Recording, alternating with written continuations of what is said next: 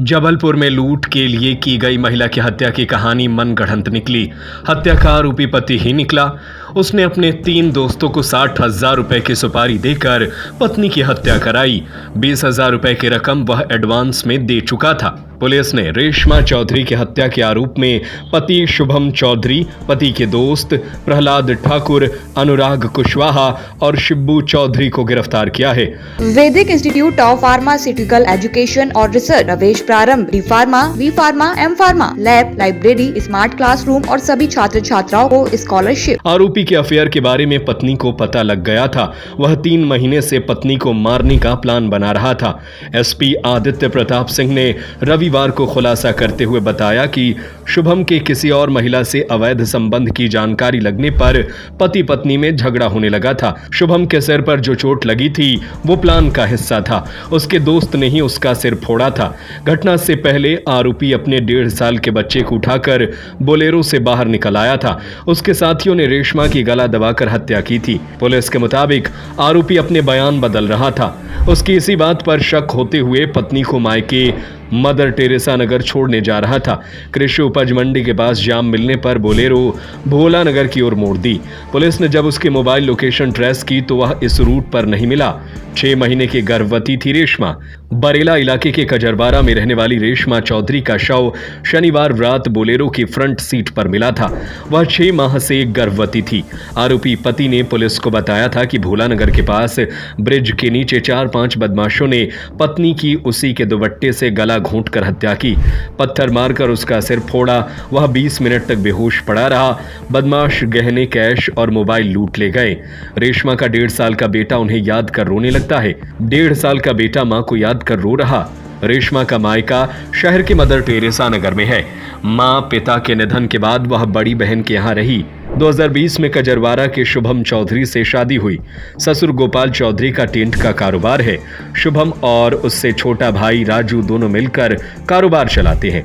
बड़ी बहू होने के नाते घर में खरीदी और बाकी जिम्मेदारियां रेशमा ही संभाला करती थी। सास नहीं है। 1.5 साल का बेटा उन्हें याद कर रो रहा है। गोपाल का कहना है कि वह बहू नहीं, उनके लिए बेटी थी। रेशमा 15 से 20 दिन में बड़ी बहन से मिलने जाया करती थी। शुभम ने बताया, शनिवार दोपहर रेशमा ने दीदी के यहां जाने का प्लान बनाया था। शाम 7:30 बजे उसे मायके ले जाने के लिए बोलेरो स्टार्ट की। पिता गोपाल ने मुझसे पूछा कि कार क्यों ले जा रहे हो। इस पर मैंने कहा कि 2 व्हीलर में परेशानी होती है। पिता को यह पता था कि बहू गर्भवती है। घर से बाहर निकलने के बाद उन्होंने रेशमा को 3,500 रुपए देते हुए पूछा था कि कब तक वापस आओगी। रेशमा का जवाब था, जल्द आ जाएंगे। रेशमा 15 से 20 दिन में बड़ी दीदी से मिलने जाया करती थी। मेन रोड पर भीड़ थी, शॉर्टकट रास्ता अपनाया। शुभम ने बताया कि रेशमा अपनी बहन के घर जाना चाह रही थी। 4 दिन से प्लान बन रहा था। हम शनिवार शाम को निकले। मैंने रेशमा से कहा, चलो पहले पाट बाबा मंदिर हो आते हैं। रात 8:30 बजे हमने मंदिर पहुंचकर दर्शन किए, फिर मदर टेरेसा नगर के लिए रवाना हुए। ये जो घटनाक्रम मढ़ोताल क्षेत्र में सामने आया था, जिसमें मृतिका के पति के द्वारा रिपोर्ट दर्ज कराई गई थी कि इसके साथ लूट की घटना कारी थी और लूट की घटना के साथ में इसकी पत्नी का मर्डर कर दिया गया। लिहाजा इसकी रिपोर्ट दर्ज किए जाने के उपरांत मामले की विवेचना के लिए पुलिस अधीक्षक महोदय के द्वारा एक टीम का गठन किया गया था। और जब इस टीम के द्वारा आगे इन्वेस्टिगेशन किया गया तो पाया गया कि इसका पति जो है वो इसके किसी अन्य महिला से अवैध संबंध विगत 10 वर्षों से चले आ रहे थे। इन संबंधों के चलते इसकी पत्नी से इसका हमेशा ही विवाद होता था और ये विगत 6 माह पूर्व लगभग दशहरे के समय में इसकी पत्नी के द्वारा एक रिपोर्ट गोरा बाजार थाने में उस महिला के संबंध में दर्ज कराई गई थी जिसके साथ इसके पति के संबंध थे। लिहाजा उस रिपोर्ट के दर्ज होने के बाद इसके पति को और उस महिला को थाने में तलब किया गया था और उस आवश्यक समझाइश दी गई थी। परंतु उसके पति के मन में एक भावना उस समय उत्पन्न हो गई कि इसके चलते उसका जो अपमान हुआ है उसका कहीं ना कहीं एक प्रतिशोध उसकी हत्या करके इसको पूरा करना है। लिहाजा उसके बाद से इसके द्वारा इसके मन में प्लानिंग की गई और फिर इसने अपने साथीदारानों को इस काम के लिए तैयार किया और विगत 3 से 4 महीने से इस मौके की फिराक में थे कि कब सही मौका है और उसके बाद ये इस घटना को अंजाम दी। फिर लिहाजा इसके उपरांत जब परसों इनको एक मौका मिला, इसकी पत्नी के द्वारा विगत 3-4 दिनों से बोला जा रहा था कि ये अपने मायके जाना चाहती है सो घटना दिनांक को इसके पति ने बोला कि ठीक है तुम्हें चलो आज पाट बाबा मंदिर दर्शन कराते हैं, उसके बाद तुमको तुम्हारे घर पर छोड़ देंगे। ये प्लानिंग उसने अपने साथी दारानों को बताया, प्लान किया, और जब शाम को ये अपने घर से रवाना होता है उसके बाद उसने अपने साथी दारानों को बताया कि तुम हमको अमुक जगह पे मिल जाना।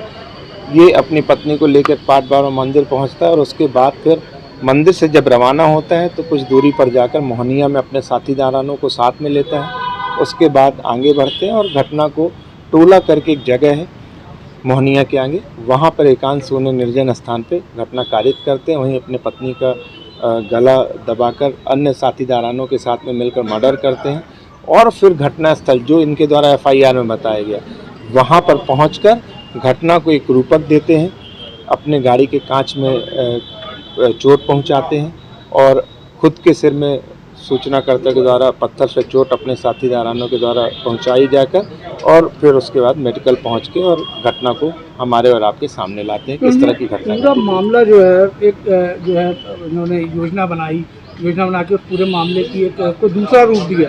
पुलिस कैसे पहुंची, पुलिस को कैसे शंका हुई इनकी? पुलिस की शंका उस समय से ही शुरू हो गई थी जब इनके द्वारा इस तरह की रिपोर्ट दर्ज कराई गई, क्योंकि जो हमारा जबलपुर शहर इस तरह के अपराध से अभी दूर है और आपके और हमारी सक्रियता के चलते, पुलिस और मीडिया की सक्रियता के चलते कहीं ना कहीं हम लोग इस तरह की घटनाओं को रोकथाम करने में सक्षम रहते हैं। पर जब इस तरह की कोई घटना सामने आती, दिन दहाड़े इस तरह की कोई वारदात मौके में पता चलती है, तो सबसे पहले हम लोग मौके में पहुंच के आसपास के लोगों से कम 200 से 300 लोगों से पूछताछ करते हैं और उनके द्वारा जब बताया जाता है कि इस तरह की घटना जैसा कि फरियादी के द्वारा बताई गई ऐसा मौके पे कोई घटना घटित नहीं हुई, लिहाजा वहाँ से शंका थोड़ा सा विशेष रूप से निर्मित होती है कि फरियादी कहीं ना कहीं मिसलीड कर रहा है या झूठे रूप में घटना को सामने ला रहा है।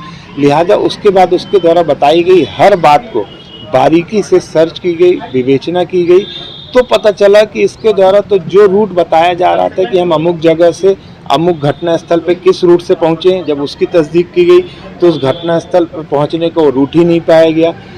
साइबर फोरेंसिक के माध्यम से भी इसका विशेष रूप से मदद ली गई, उससे भी ये सिद्ध होता है कि ये उस रूट पे नहीं था जिस रूट के बारे में बता रहा था कि हम उस घटना स्थल में पहुँचे थे। बाद में इसके फैमिली हिस्ट्री, इसका बैकग्राउंड और सर्च किया गया तो पता चलता है कि इसका कहीं ना कहीं अवैध प्रेम संबंध था, जिसके बाद फिर बारीकी से पीड़ित के पति, मृतिका के पति से जब कड़ाई से पूछताछ की गई तो फिर वो ज़्यादा समय तक अपनी पुरानी बात पे स्थिर नहीं रह पाया और सच्चाई सामने आई। अब तक कितने लोग अब तक गिरफ्तार हुए हैं इसमें? इस घटना में आरोपी पति के द्वारा अपने 3 अन्य साथी दारानों के साथ घटना कारित की गई थी। चारों ही आरोपियों को, उसके पति को और अन्य 3 आरोपियों को पुलिस के द्वारा गिरफ्तार किया। इसमें कोई पैसे के लेन देन की बात आई और कुछ रिश्तेदार भी है कोई इसका? पति के द्वारा ये घटना कारित करने के लिए जो इसका रिश्तेदार है सिब्बू, उसको पैसे का प्रलोभन दिया गया था और पैसे दिए भी गए थे और उन पैसों को सिब्बू ने कुछ पैसे, उसकी कुछ मात्रा अन्य 2 अपने साथी दारानों को भी दी गई थी। लिहाजा वो पैसे भी बरामद कर लिए गए हैं और इस बात को सिद्ध किया गया कि पैसे के कारण भी कहीं ना कहीं ये घटना अन्य साथी दारानों ने घटित किया है। Vaidik institute of pharmaceutical education और रिसर्च प्रवेश प्रारंभ D pharma, B pharma, M pharma, lab, library, smart classroom और सभी छात्र छात्राओं को स्कॉलरशिप। हमारा पता है यूनिवर्सिटी रहली लिंक रोड, बाबूपुरा, सागर, मध्य प्रदेश। हमारा नंबर है 7617309253 8319189545।